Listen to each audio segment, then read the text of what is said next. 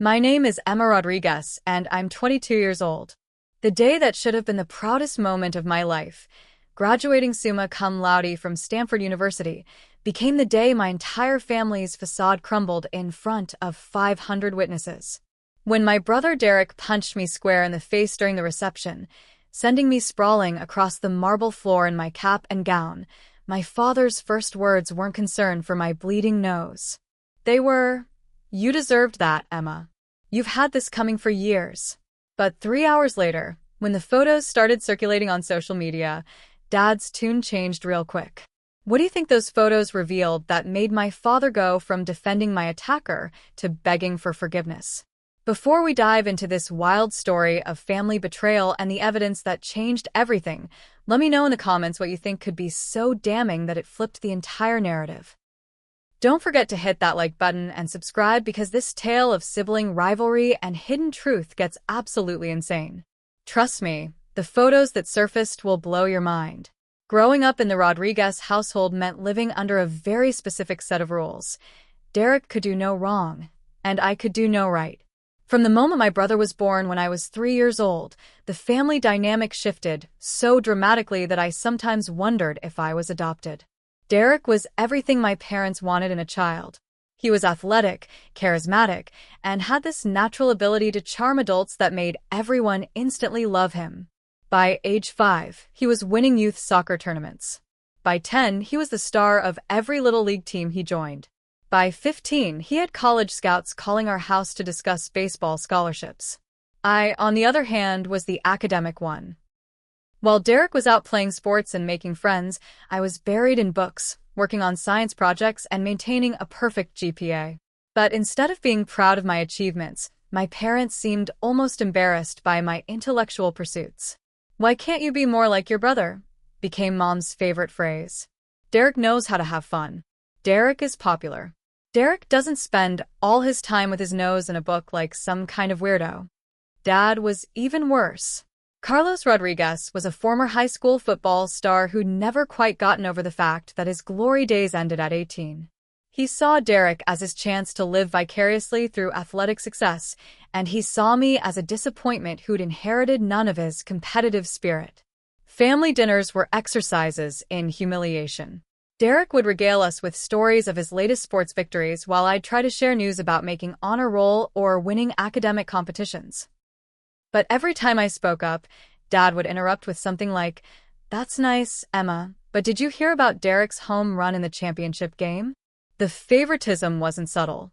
Derek got a new car for his 16th birthday, a brand new Jeep Wrangler that cost more than my parents spent on me in an entire year.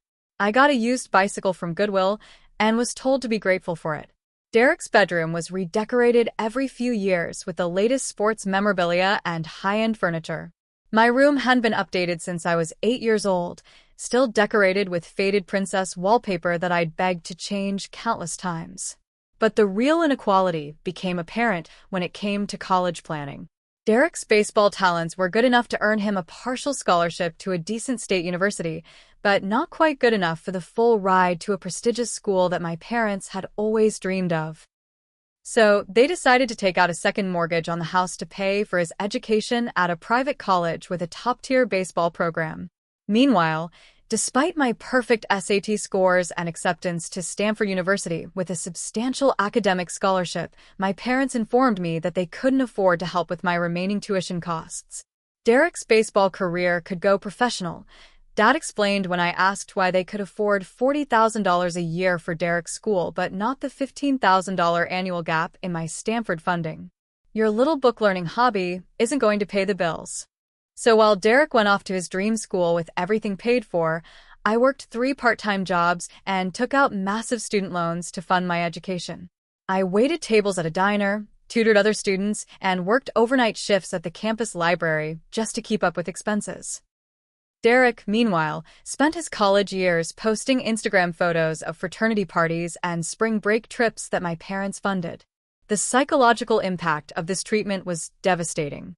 I spent my entire childhood and teenage years wondering what was wrong with me, why I wasn't worthy of the same love and support my brother received effortlessly. I developed anxiety and depression, struggled with self-worth issues, and threw myself even deeper into academic achievement, hoping that eventually my parents would notice and be proud. But no matter what I accomplished, National Honor Society, valedictorian of my high school class, Dean's List every semester at Stanford, Derek's latest baseball statistics were always more important dinner table conversation. The worst part was that Derek seemed to enjoy his position as the favorite child. He never stood up for me when our parents criticized or ignored me. In fact, he often joined in, making jokes about my nerdiness or my lack of social skills.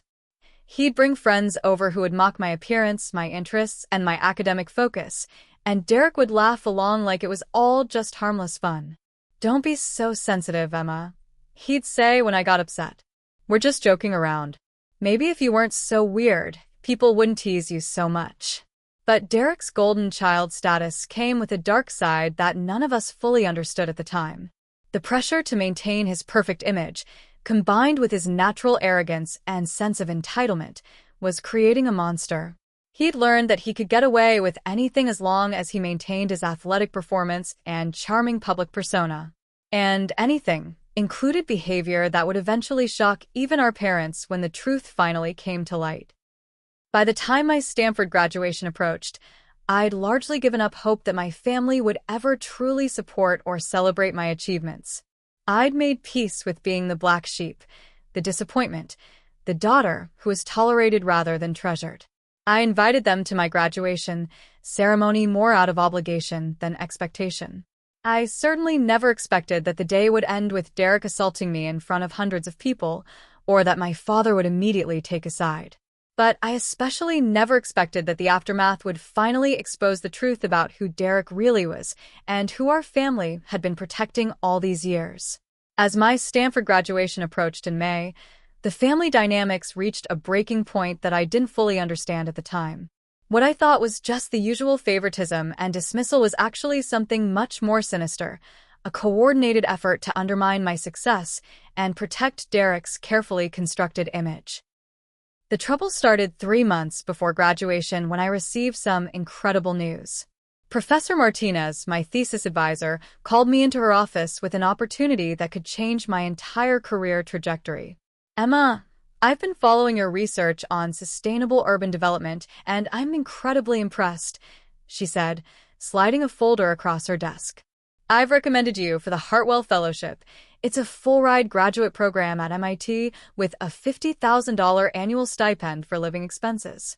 I could barely believe what I was hearing. The Hartwell Fellowship was one of the most prestigious opportunities in my field, typically awarded to only 3 students nationwide each year. Recipients often went on to work for major consulting firms, government agencies, or leading research institutions. "There's one catch," Professor Martinez continued.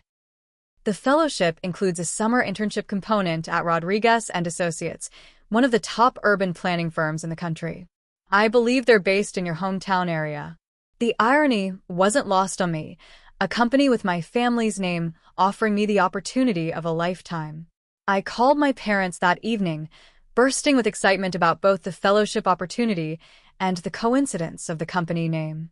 But instead of celebration, I was met with a strange reaction from my father. "Rodriguez and Associates." Dad's voice sounded strained. "Are you sure that's the name of the company?"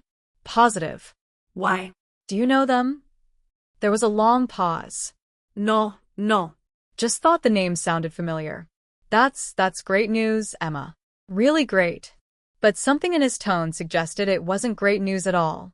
Over the next few weeks, I noticed my parents having hushed conversations that stopped whenever I entered the room. Derek, who was supposed to be finishing his senior year at college, seemed to be home an unusual amount, and he was always on his phone, speaking in low, urgent tones. Then the sabotage began. It started small. My laptop, which I'd left at home during a weekend visit, suddenly had several important files corrupted. My thesis research, which I'd been working on for months, was partially destroyed. I had backups, but recovering and reconstructing the lost work set me back several weeks. "Must have been a virus," Derek said with a shrug when I mentioned the problem. "You should be more careful about what websites you visit." Next, there were problems with my fellowship application. Forms that I'd submitted online mysteriously disappeared from the university system. Recommendation letters from professors were somehow never received by the fellowship committee. Each time, I had to start over, resubmit everything, and provide additional documentation to prove I'd met the original deadlines. Professor Martinez was frustrated but supportive. "These technical glitches are unusual," she said, "but don't worry. Your academic record speaks for itself. The fellowship committee will understand the circumstances." But the glitches kept coming. My email account was hacked, and important correspondence with the fellowship program was deleted. My phone number was somehow changed in the university directory, causing me to miss several important calls. Even my graduation cap and gown order was mysteriously canceled, forcing me to scramble to find replacement regalia at the last minute. Through it all, Derek seemed unusually interested in my progress, or lack thereof. He'd ask detailed questions about my timeline, my application status, and whether I'd heard back from the fellowship committee. At the time, I thought he was just being a surprisingly supportive brother. Now I realize he was monitoring the success of his sabotage efforts. The final blow came 2 weeks before graduation. Professor Martinez called me with devastating news. "Emma, I'm so sorry. The fellowship committee has decided to award the Hartwell Fellowship to another candidate. They said there were concerns about your organizational skills and ability to meet deadlines, given all the issues with your application process." I was crushed. 4 years of perfect grades, groundbreaking research, and glowing recommendations, and I'd lost the opportunity of a lifetime because of mysterious technical problems that made me look unreliable and unprofessional. But I tried to stay positive. I was still graduating summa cum laude from Stanford University, still had job prospects at several good firms, and still had my family coming to celebrate my achievement. Or so I thought. 3 days before graduation, I overheard a phone conversation that changed everything. I'd come home for a final family dinner before the ceremony, and I was in the kitchen helping Mom prepare food when Derek's voice carried from the living room where he was talking on his phone. "Told you I'd handle it," he was saying. "The fellowship thing worked perfectly. She has no idea it was me." "Yeah, I know people at the university IT department." "What do you mean? What if she finds out?" "She's not going to find out. Dad's got my back on this." My blood ran cold. I crept closer to listen, my heart pounding. "Look, Rodriguez and Associates specifically said they didn't want her in their program. Something about family complications and conflicts of interest. But they were willing to make sure she didn't get it if we could create some reasonable doubt about her competence." "No, she doesn't know about Dad's connection to the company." The pieces were falling into place in the most horrifying way possible. Derek had sabotaged my fellowship application. Dad was somehow connected to Rodriguez and Associates, and they'd worked together to destroy the biggest opportunity of my academic career. But why? What possible reason could they have for wanting to sabotage my success? I was about to find out, and the truth was more twisted than I could have ever imagined. I confronted my father that night after Derek had left, and what I learned shattered my understanding of our family dynamics forever. The conversation began with Dad trying to deny everything, but when I told him exactly what I'd overheard, his defensive facade crumbled. "Emma, you don't understand how complicated this situation is," he said, sinking into his favorite recliner with a defeated expression. "There are things about our family that you don't know, things I've been trying to protect you from." Protect me from what? The truth? A career opportunity? My own success? Dad ran his hands through his graying hair. "Rodriguez and Associates isn't just some random company with our name. It's owned by my brother, your Uncle Miguel." I stared at him in shock. "Uncle Miguel? The uncle I've never met? The one you said moved away when I was a baby and never stayed in touch." "Miguel didn't just move away, Emma. We had a falling out when you were 3 years old, right around the time Derek was born. A serious falling out that split our family permanently. The story that unfolded was like something out of a soap opera. Miguel Rodriguez had been the successful brother, the one who'd built a thriving urban planning consultancy while Dad struggled to make ends meet managing a small auto repair shop. When I showed exceptional academic promise as a young child, Miguel had offered to help pay for my education and eventually bring me into his firm as a junior partner. He saw something special in you, Dad admitted. Said you had the kind of analytical mind that could take his company to the next level. He wanted to invest in your future. So, what happened? Why did you refuse his help? Dad's expression darkened. Because Miguel made it clear that his offer only applied to you. He said Derek was too much like Carlos, meaning too much like me. Athletic, but not particularly bright. Charming, but not driven. Miguel said investing in Derek's future would be throwing money away. The revelation hit me like a physical blow. So, you chose Derek's feelings over my future? You turned down educational opportunities for me because Uncle Miguel didn't think Derek was smart enough? It wasn't that simple, Dad protested. Miguel was insulting our family, saying I'd failed as a father by not recognizing Derek's limitations. He said some terrible things about your brother, about me, about the way we were raising you kids. What kinds of things? Dad shifted uncomfortably. He said Derek was developing into a spoiled, entitled brat who would never amount to anything without constant family protection. He said I was setting Derek up for failure by making him think he was special when he was just average. Uncle Miguel was right, wasn't he? No. Derek is a good kid. He's talented. He's successful in his own way. Dad, Derek just sabotaged my fellowship application to prevent me from working at Uncle Miguel's company. Does that sound like a good kid to you? The silence stretched between us as Dad struggled with the reality of what his golden child had become. Finally, he continued the story. After Miguel insulted Derek, I told him we didn't need his help or his money. I said we'd prove him wrong by raising both of you to be successful in your own ways. Miguel said I was making a mistake that I'd regret for the rest of my life. And now, 18 years later, he's still refusing to work with our family? It's more complicated than that. Miguel's company has become one of the most influential firms in urban planning. When Derek started struggling in college, academically, not athletically, I reached out to Miguel to see if there might be internship opportunities. I could see where this was going. Let me guess.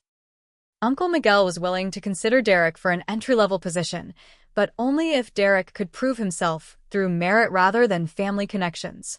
Miguel agreed to review Derek's academic record and interview him for a summer internship. But when he saw Derek's grades, his lack of relevant coursework, and his attitude during the interview, he rejected Derek. Harshly, Miguel told Derek he was exactly what he'd predicted 18 years earlier, an entitled, mediocre young man who expected success without effort. He said Derek represented everything wrong with nepotism in professional settings. Now, I understood the sabotage. Derek's fragile ego couldn't handle being rejected by Uncle Miguel, and he couldn't bear the thought of me succeeding where he'd failed. So, he'd set out to destroy my opportunity before I even had a chance to pursue it. But Dad, why did you go along with Derek's plan? Why didn't you tell me about Uncle Miguel and let me make my own decision about the fellowship? Dad's answer revealed the depth of his own insecurity and misplaced priorities. Because if you succeeded at Miguel's company, it would prove that he was right about Derek all along. It would prove that I'd failed as a father by not recognizing which of my children had real potential.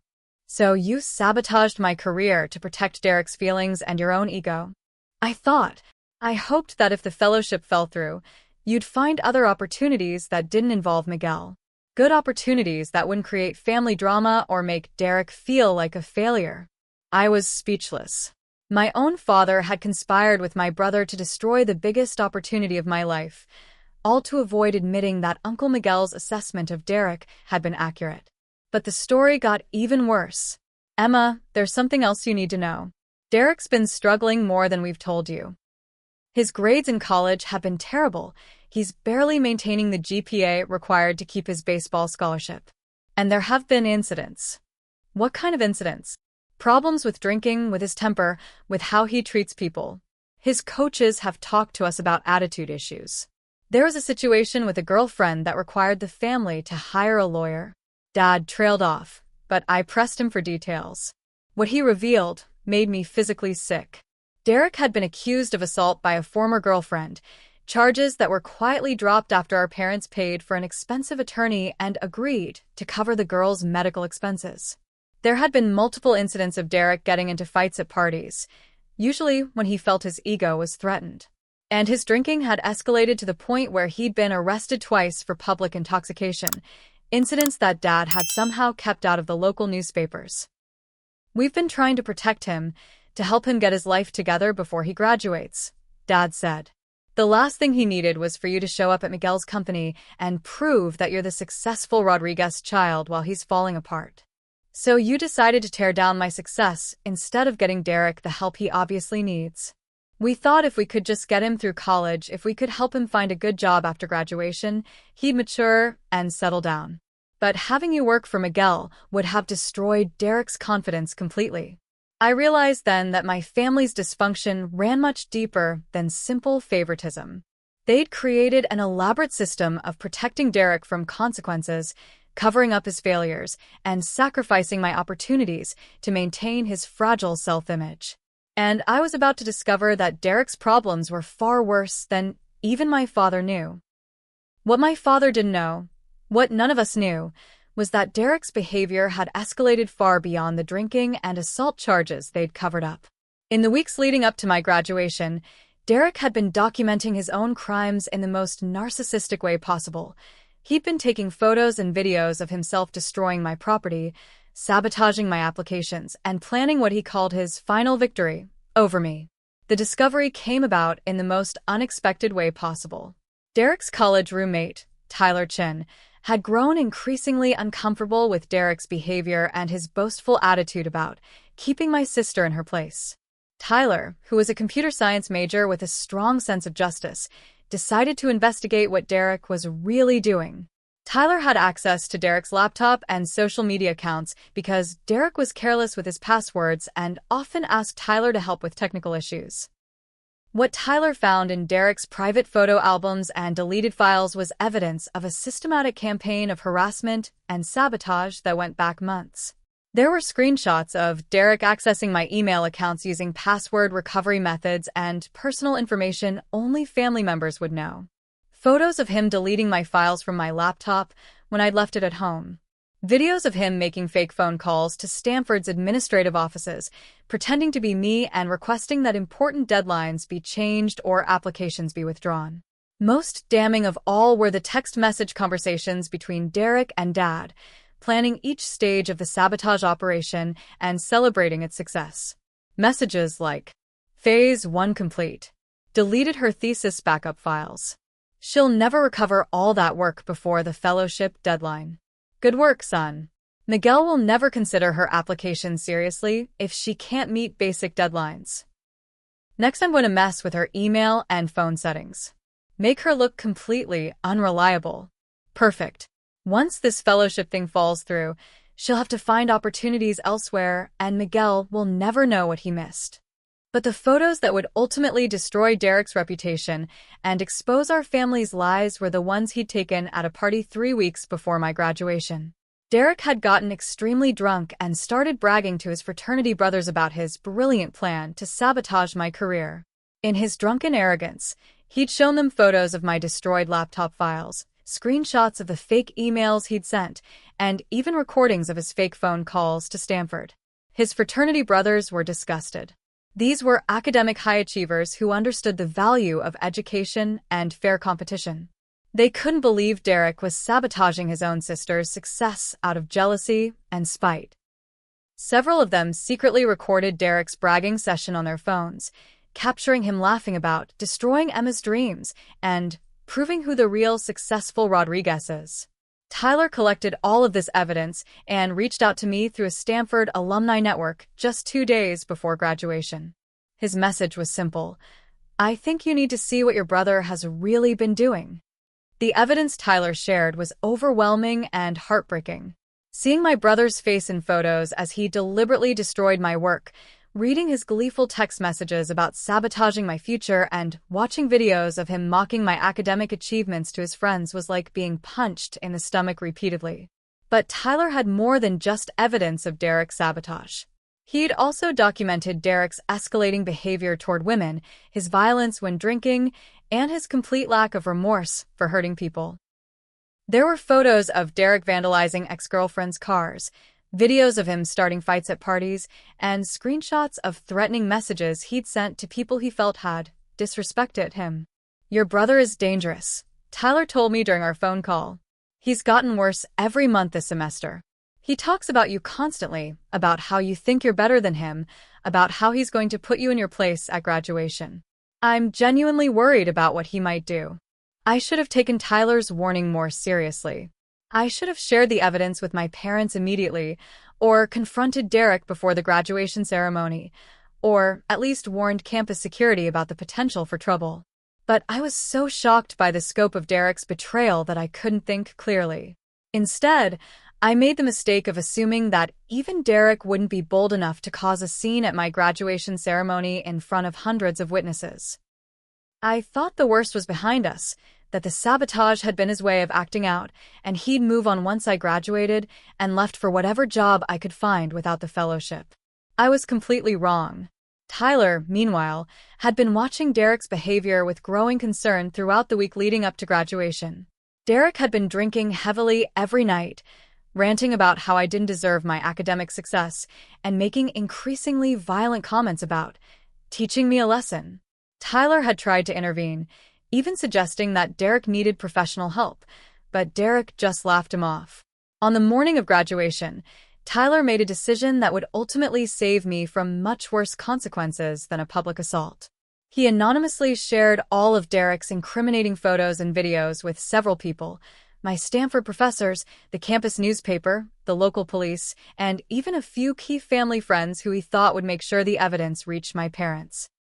Tyler's plan was to create a support network around me so that when Derek inevitably acted out, there would be witnesses who already knew the truth about his behavior and his motivations.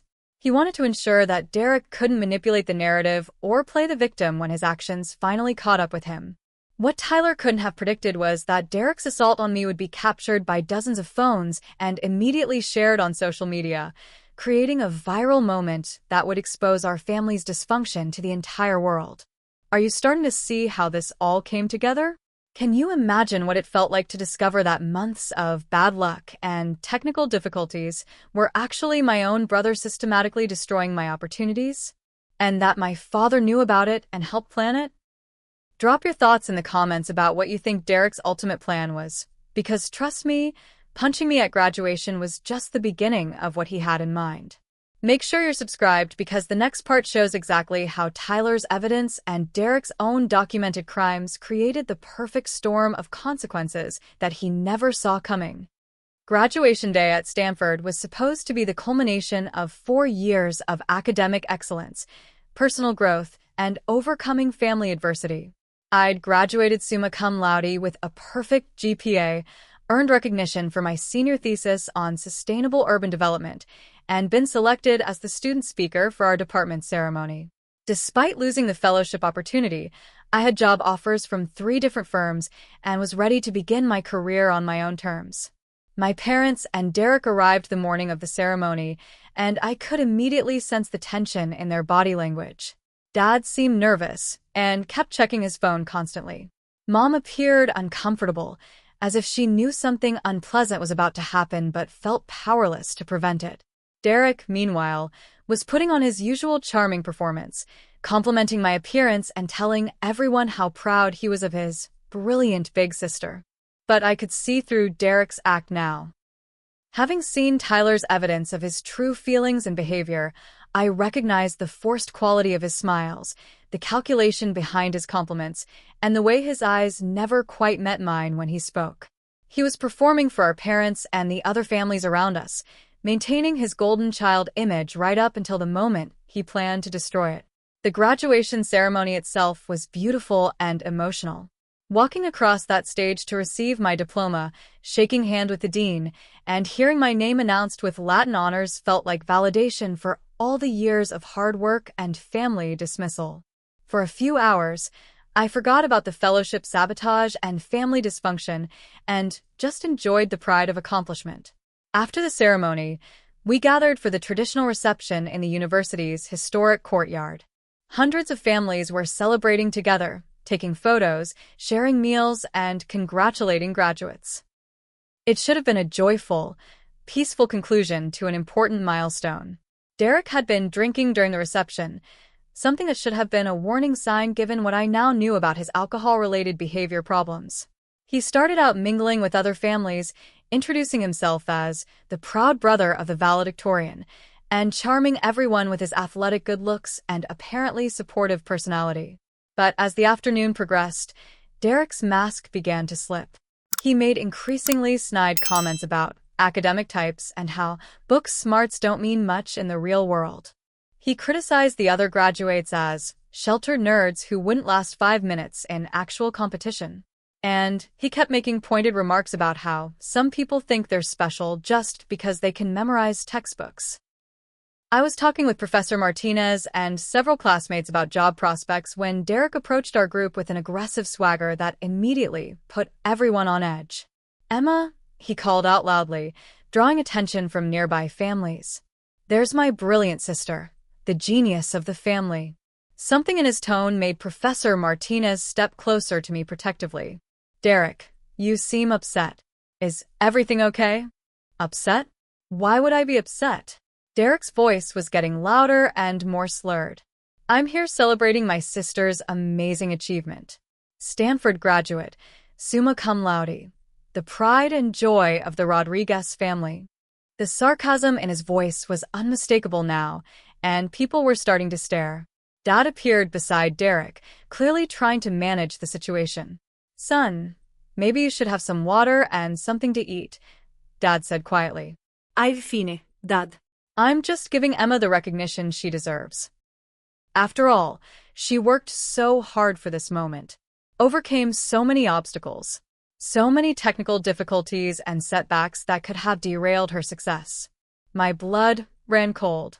Derek was going to expose the sabotage himself right here in front of everyone, but he was going to frame it as if I'd somehow caused my own problems. "Derek, I think you've had enough to drink," I said as calmly as possible. "Why don't we finish this conversation later?" "Oh no, Emma. I think now is the perfect time to have this conversation. In front of all your professors and classmates who think you're so perfect." Derek moved closer to me, and I could smell the alcohol on his breath. Several people were pulling out their phones now, sensing that something dramatic was about to happen. "You see, everyone thinks Emma here is this brilliant, hard-working student who earned her success through pure merit," Derek continued, his voice carrying across the courtyard. "But what they don't know is that Emma's been getting special help all along. Family connections, insider information, advantages that other students didn't have." I stared at him in disbelief. He was actually trying to accuse me of the very crimes he'd committed, using family connections and insider information to manipulate academic outcomes. "Derek, that's not true and you know it," I said firmly. "Oh, really? Then why don't you tell everyone about Rodriguez and Associates? About the family connection that got you that fellowship opportunity? About the special treatment you've been receiving?" The crowd was growing larger now, drawn by Derek's increasingly loud accusations. Professor Martinez looked confused, as did my classmates who knew I'd lost the fellowship and had no idea what Derek was talking about. "I don't know what you're trying to prove," I replied, "but you're making yourself look ridiculous." That's when Derek's composure snapped completely. "Ridiculous? You think I look ridiculous?" His face was flushed with anger and alcohol. "You've been getting everything handed to you your whole life while I've had to actually work for what I have. And now you're standing here acting like you're better than everyone else because you memorized some textbooks." "Derek, stop. You're embarrassing yourself and our family." "I'm embarrassing the family? I'm not the one who thinks she's too good for her own brother, too smart for her own parents, too special to appreciate what she's been given." The verbal attack was escalating rapidly, and I could see campus security making their way through the crowd toward us. Dad was trying to get Derek to lower his voice, but Derek shoved him away. "You want to know what's really embarrassing?" Derek shouted. "Having a sister who thinks she's a genius, but can't even figure out when someone's been playing her for months." And that's when he swung. Derek's fist connected with my face with a sickening crack that echoed across the suddenly silent courtyard.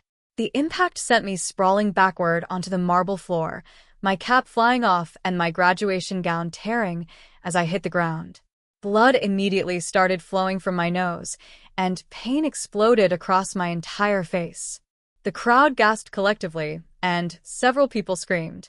Cell phones that had been recording Derek's verbal tirade now captured the moment of physical assault, creating evidence that would be shared thousands of times within hours.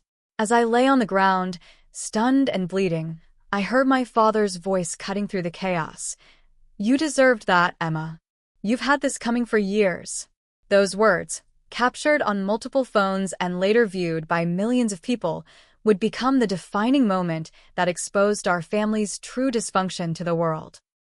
But Dad's immediate defense of Derek's violence would soon be overshadowed by something much more damaging: the photos and videos that Tyler had been sharing all morning, which were about to surface on every social media platform and news outlet in the country.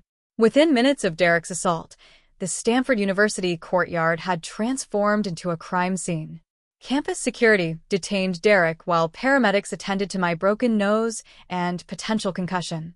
The police were called, witness statements were being taken, and dozens of phones had captured the entire incident from multiple angles. But what none of us realized in that chaotic moment was that Tyler Chen's evidence dump was about to turn a simple assault case into a national story about family betrayal, academic sabotage, and the toxic dynamics of favoritism taken to criminal extremes. Tyler had timed the release of Derek's incriminating photos and videos perfectly. He'd shared the evidence with Stanford's administration, campus media, and several local news outlets that morning, knowing that Derek was likely to cause a scene at graduation.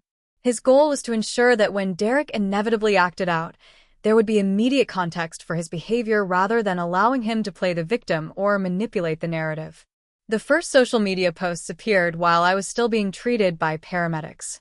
A Stanford journalism student who'd received Tyler's evidence package had quickly assembled a Twitter thread showing Derek's own photos of sabotaging my laptop, screenshots of his text messages with Dad planning the fellowship destruction, and video clips of him bragging about destroying Emma's dreams to his fraternity brothers.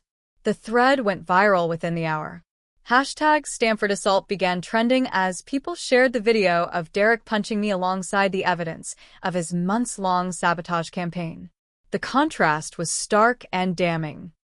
Here was a golden child athlete assaulting his academically successful sister after systematically destroying her opportunities out of jealousy and spite. But it was my father's recorded comment. "You deserved that, Emma. You've had this coming for years." That truly ignited public outrage. The video of Dad immediately defending Derek's violence while I lay bleeding on the ground became the most shared content from the entire incident. Local news stations picked up the story by evening, framing it as a cautionary tale about family favoritism and sibling rivalry gone dangerously wrong. National outlets followed within 24 hours, with cable news shows featuring family psychology experts discussing the long-term effects of golden child/scapegoat dynamics. My phone was buzzing constantly with interview requests, messages of support from strangers, and updates about Derek's rapidly deteriorating situation. The evidence Tyler had compiled was being analyzed by legal experts on live television, with many calling for criminal charges beyond the simple assault. The most devastating revelation came when a tech-savvy Reddit user enhanced some of Derek's photos and discovered something that even Tyler had missed. In the background of one photo Derek had taken while sabotaging my laptop, there was a clear view of his computer screen showing an email exchange with someone at Rodriguez and Associates, Uncle Miguel's company. The email thread revealed that Derek had actually contacted Uncle Miguel's firm directly, pretending to be me, and had written inflammatory messages designed to make me look unprofessional and unstable. He'd sent emails claiming I was having family problems that affected my judgment, questioning the qualifications of my professors, and even suggesting that my thesis research was based on borrowed ideas from other students. Uncle Miguel had forwarded these concerning emails to the Hartwell Fellowship Committee with a note expressing his doubts about my character and professionalism. Derek had effectively used my own family connection against me, poisoning my reputation with the very uncle who might have supported my career. But Derek's digital footprint revealed even more damaging information. Tech experts examining his deleted files found evidence of him hacking into other students' accounts, not just mine. He'd been systematically sabotaging academic competitors throughout his college career, stealing research ideas, corrupting files, and spreading false rumors about anyone he perceived as a threat to his status. One particularly disturbing discovery was a folder titled Emma's Punishment, containing months of surveillance photos of me on campus, detailed notes about my daily routines, and what appeared to be plans for escalating harassment that went far beyond academic sabotage. Derek had been documenting my life like a stalker, planning ways to teach me lessons about knowing my place in the family hierarchy. The photos showed me leaving my dorm, walking to class, studying in the library, and eating at various campus locations. Derek had been tracking my movements for months, and some of the photos were taken from positions that suggested he'd been hiding or using telephoto lenses. The implications were terrifying. This wasn't just sibling rivalry, it was obsessive, predatory behavior. Social media users began calling Derek's actions a form of domestic terrorism, pointing out that his systematic campaign of sabotage, stalking, and harassment met the legal definition of criminal conspiracy. Legal experts on television agreed, noting that Derek's documented planning and execution of multiple crimes over several months could result in federal charges. Meanwhile, more evidence continued to surface. Derek's college roommates and fraternity brothers, emboldened by the public exposure, began sharing their own recordings and screenshots of Derek's concerning behavior. There were videos of him destroying other students' property, photos of him vandalizing cars belonging to ex-girlfriends, and audio recordings of him making threats against anyone who disrespected him or his family. One particularly damning video showed Derek at a party just weeks before graduation, drunk and ranting about his plans for the big finale at my graduation ceremony. In the video, he explicitly described his intention to humiliate Emma in front of everyone and show her who's really in charge of this family. He'd been planning the assault for weeks, not acting in a moment of drunken impulse, as his lawyer would later claim. The revelation that Derek's attack was premeditated transformed the legal landscape completely. What had initially appeared to be a simple assault case was now being investigated as criminal harassment, stalking, computer crimes, academic fraud, and conspiracy. Federal investigators became involved due to the interstate nature of some of Derek's crimes and the potential wire fraud charges related to his manipulation of university systems. But perhaps the most shocking development came when other victims started coming forward. The local news coverage had included Derek's full name and photo, and within 48 hours, 3 other women contacted police with their own stories of Derek's harassment and abuse.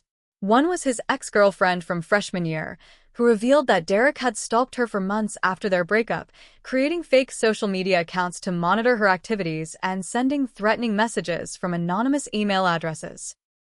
Another was a female student from his statistics class who Derek had targeted after she scored higher than him on a midterm exam, leading to months of harassment that forced her to switch classes and eventually transfer schools.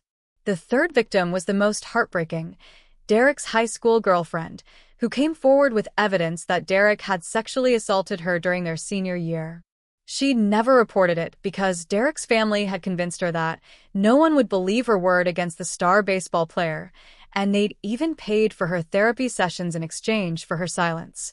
This revelation sent shockwaves through our hometown community and completely destroyed Derek's carefully maintained reputation as the golden child athlete. High school classmates began sharing their own stories of Derek's bullying, entitlement, and aggressive behavior that had been overlooked or covered up because of his athletic status and family connections. The pattern was clear. Derek had been systematically abusing and intimidating people for years, with our parents covering up his crimes and enabling his behavior by treating him as untouchable. My assault at graduation wasn't an isolated incident. It was the culmination of a lifetime of violence and entitlement that had finally been captured on camera and exposed to the world. As the evidence mounted and public outrage grew, Derek's situation became increasingly desperate. His bail was revoked when investigators discovered he'd been trying to contact some of his victims through intermediaries. His baseball scholarship was immediately terminated when the college learned about the criminal investigation. And most devastatingly for someone who cared so much about his image, he became a national symbol of toxic masculinity and family dysfunction. The irony was perfect.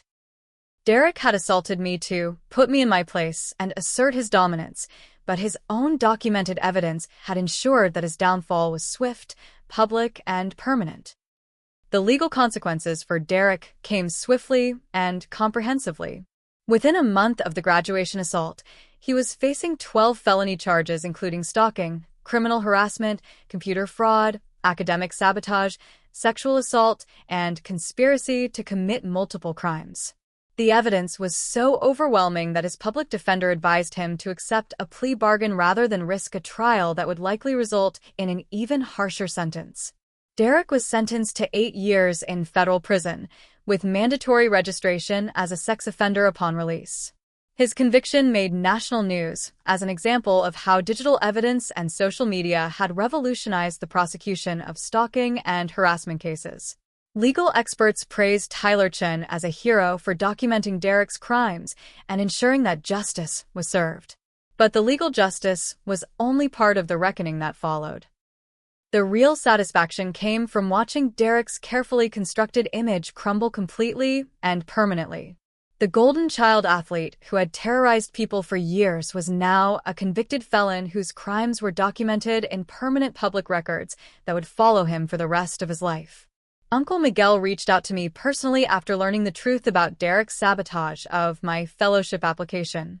He was horrified to discover that his own emails had been manipulated and used against me, and he immediately offered me a position at Rodriguez and Associates that was even better than the original fellowship opportunity.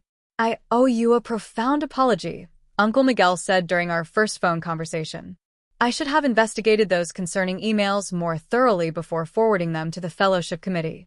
I let my nephew destroy your reputation based on lies and manipulation."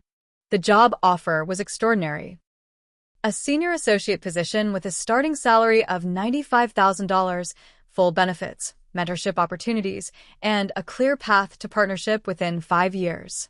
Uncle Miguel also arranged for me to work with Stanford's legal department to officially clear my record with the fellowship committee and ensure that Derek's sabotage was documented in his permanent academic file. Working with Uncle Miguel revealed the full scope of what Derek had cost me.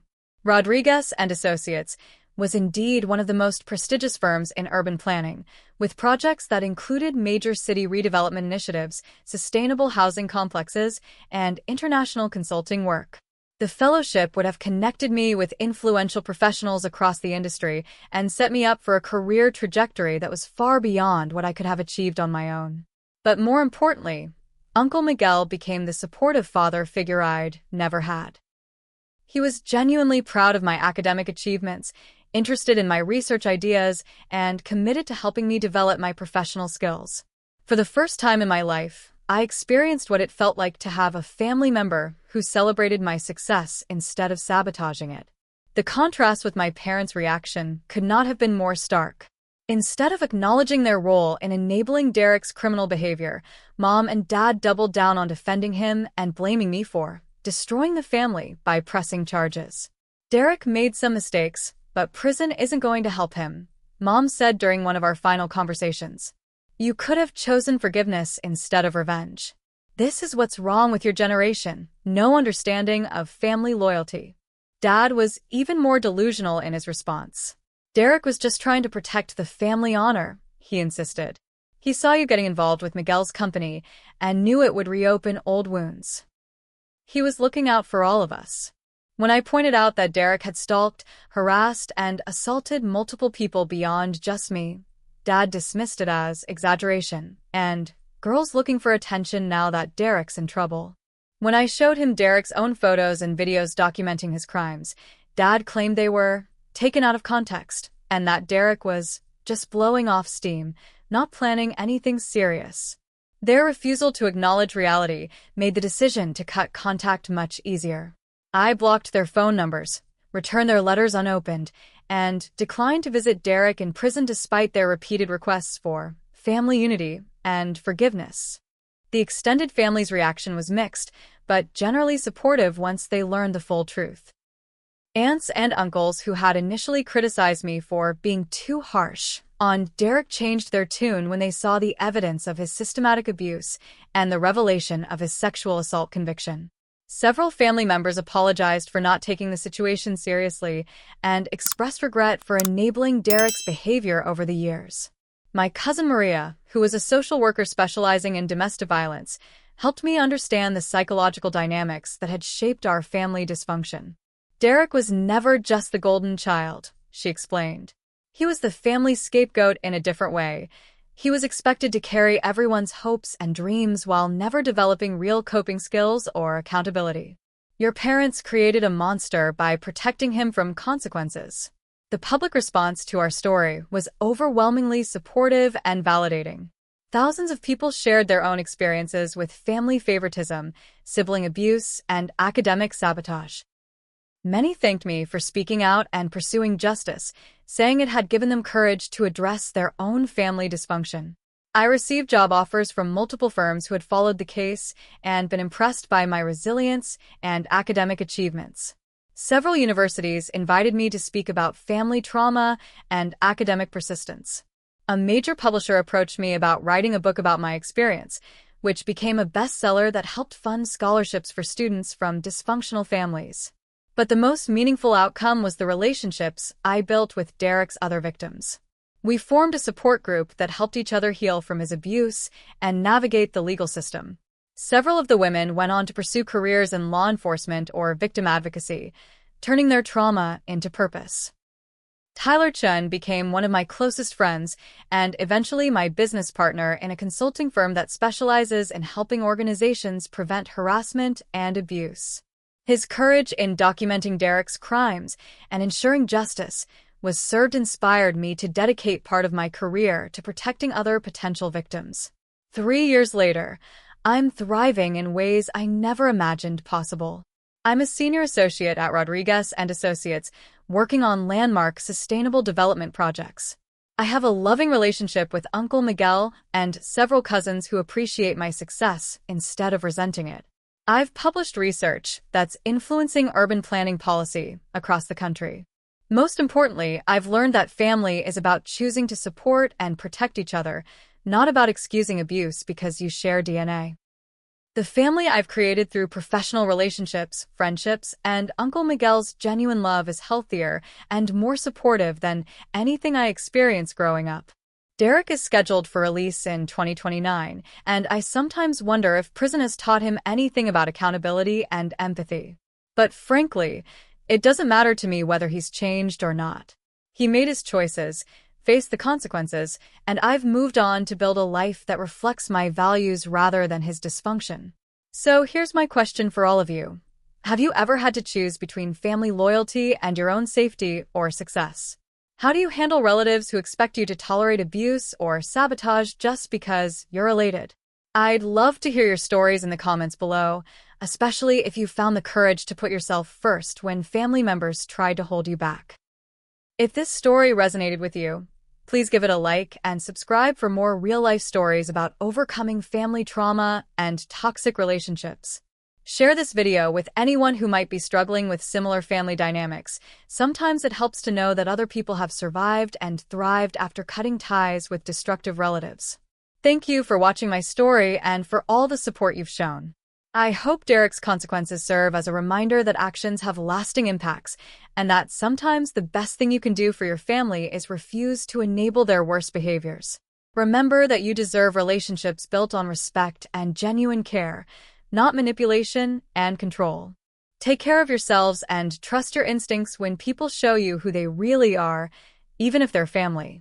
Life's too precious to waste on people who see your success as a threat instead of a celebration.